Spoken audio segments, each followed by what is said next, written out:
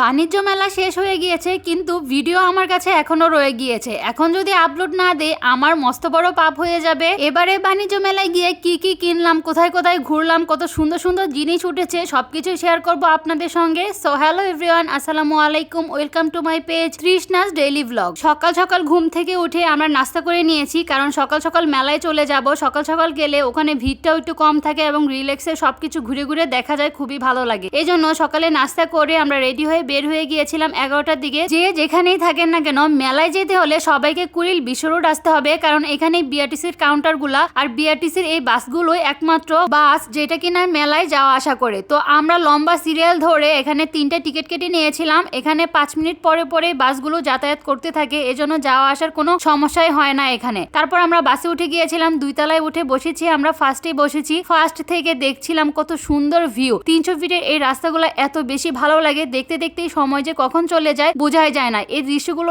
এত এত বেশি সুন্দর, এই রাস্তাগুলো এত সুন্দর করে তৈরি করা হয়েছিল, দেখলেই মনে হয় যে আমরা বিদেশে রাস্তাঘাটে চড়ে ঘুরে বেড়াচ্ছি। তারপর এগুলো দেখতে দেখতে আমরা চলে আসলাম 300 ফিটে। আর এবারে 300 ফিটের মেলার মধ্যে আমি ফার্স্ট টাইমে এসেছি, এর আগে একবারও আসিনি এখানে। আমি অনেকবার আসবো করে আর আশাই হচ্ছিল না, তো এবার ভাবলাম এবার যেই ছাড়বো, এবার আর কোনো বাধা আমি মানবো না। তো আমরা 3 জনে মিলে চলে আসলাম। তারপর আমার হাজবেন্ড আমাদের 3 জনের জন্য 3টা টিকিট কেটে নিয়েছে। তারপর আমরা ভেতরে এন্ট্রি করে নিয়েছিলাম। এরিয়াটা অনেক অনেক বেশি বড়, অনেক বেশি সুন্দর করে গুছানো ছিল। এবারে বাণিজ্য মেলাটা আমার তো খুবই ভালো লেগেছে। আগের বার যেখানে বাণিজ্য মেলা ছিল, এখানে ছোট্ট একটা জায়গা ছিল, এখানে অনেক বেশি গ্যাদারিং হতো এন্ড খুব বেশি মানুষ হতো ওখানে। তো এখানে অনেক বড় এরিয়া নিয়ে করার কারণে রিল্যাক্সে সবকিছু ঘুরে ঘুরে দেখা যাচ্ছিল এন্ড খুবই ভালো লাগছিল আমার কাছে। তো প্রথমে আমরা ঘুরতে ঘুরতে চলে আসলাম একটা স্টলে। তো এখানে জুয়েলারি গুলো এত এত বেশি সুন্দর লাগছিল আমার কাছে। এই জুয়েলারি গুলা গোল্ডের না, কেউ মনেই করবে না, দেখেই মনে হচ্ছে একদম অরিজিনাল গোল্ড। এত সুন্দর ছিল এই দোকানের কালেকশন গুলো, আমার তো খুবই ভালো লাগছিল। মনে হচ্ছিল যে সবগুলো নিয়ে নেই। সকাল সকাল গেলে দামটাও একটু খুবই রিজনেবলের মধ্যে পাওয়া যায়। একটু লেট করে বিকেলের দিকে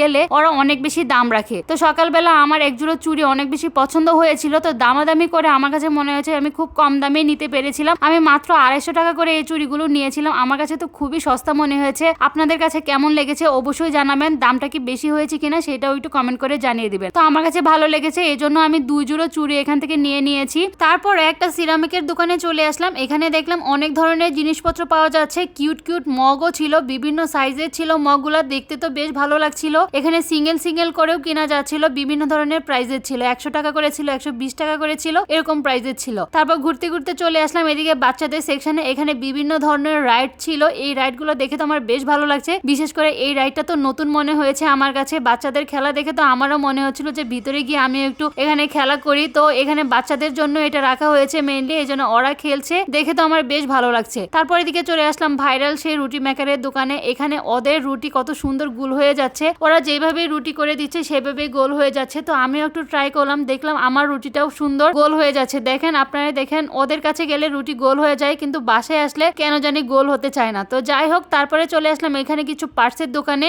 এই পার্টস গুলো দেখে তো আমার বেশ ভালো লাগলো। এই পার্টস গুলো সবগুলো আড়ং স্টাইলে ছিল। আড়ংয়ে তো অনেক দাম দিয়ে সেল করা হয়, কিন্তু এখানে খুবই রিজনেবল প্রাইসে ছিল এবং এই সবগুলো ছিল হ্যান্ডমেড। তারপরে আমরা চলে আসলাম প্রাণের স্টল গুলো সামনে। এই স্টলটার নাম দিয়েছিল টেস্ট অফ লাইফ, দেখে তো বেশ ভালো লাগছে। ওদের অনেকগুলো স্টল নিয়ে এই প্রাণের শোরুমটা দিয়েছে এখানে। তো এখানে দেখলাম বিভিন্ন ধরনের অফার দিচ্ছে। অফার দেখে তো আর লোভ সামলানো যাচ্ছে না। আর সবার প্রথমে আমার চোখ পড়ে ড্রিঙ্কুর ওপরে। ড্রিঙ্কু খেতে আমার বেশ ভালো লাগে, যে কোনো ড্রিঙ্কের মধ্যে আমার ড্রিঙ্কুটা অনেক বেশি ভালো লাগে, কারণ ভিতরে যে জেলিগুলো থাকে এগুলো চাবাতে আমার অনেক বেশি ভালো লাগে। এই জন্য আমার জামাইকে বলছি সবার প্রথমে আমাকে এটাই কিনে দাও। তারপর সে আমাকে একটা কিনে দিল। এটা 150 টাকা নিয়েছে, 5টা কিনলে একটা ফ্রি দেয়। আর তারপরে এই পাশে দেখলাম ফ্রিতে সবাইকে খাবার সার্ভ করা হচ্ছে। প্রাণের যে নিউ নিউ প্রোডাক্টগুলো তারা লঞ্চ করেছে, এগুলো সবাইকে টেস্ট করাচ্ছে। তো এগুলো দেখে তো আর লোভ সামলানো যাচ্ছে না, আমরা সবাই মিলে টেস্ট করতে লেগে পড়লাম। এক একজন এক একটা টেস্ট করছে। তো প্রথমে আমি একটা জুস ট্রাই করেছিলাম, এটা বেশ ভালো লেগেছে। তারপর গোলাপ জামুনটা, এর আগে তো আমি প্রাণের গোলাপ জামুন কখনোই খাইনি, আমার কাছে অনেক বেশি ভালো লেগেছে। নেক্সট টাইম আমি নিজে কিনে এটা খাবো, কারণ এটা এত বেশি মজা লেগেছে। তারপর এই জুসটা ট্রাই করছে আমার জামাই, এটা হচ্ছে চিয়া সিড দিয়েছিল, এটাও বেশ ভালোই লেগেছিল আমার কাছে। তারপর এখানে কিছু চিপস ছিল, মানে কি নেই, অনেক ধরনের খাবার ছিল এখানে। ফ্রিতে আমরা ইচ্ছা মতো খেয়ে আমাদের তো পেট ভরে গিয়েছিল। অনেক অনেক খাবারের আইটেম ছিল এখানে। ফ্রিতে পেলে কে না খায়, আর ফ্রির খাবার তো একটু বেশি মজার হয়ে থাকে। তো আমরা অনেক বেশি এনজয় করছিলাম এন্ড খাচ্ছিলাম। তারপরে চলে আসলাম জুতির এই স্টলগুলোতে। এটা হচ্ছে পাকিস্তানের স্টলগুলো। এদের জুতিগুলো অনেক অনেক বেশি সুন্দর ছিল,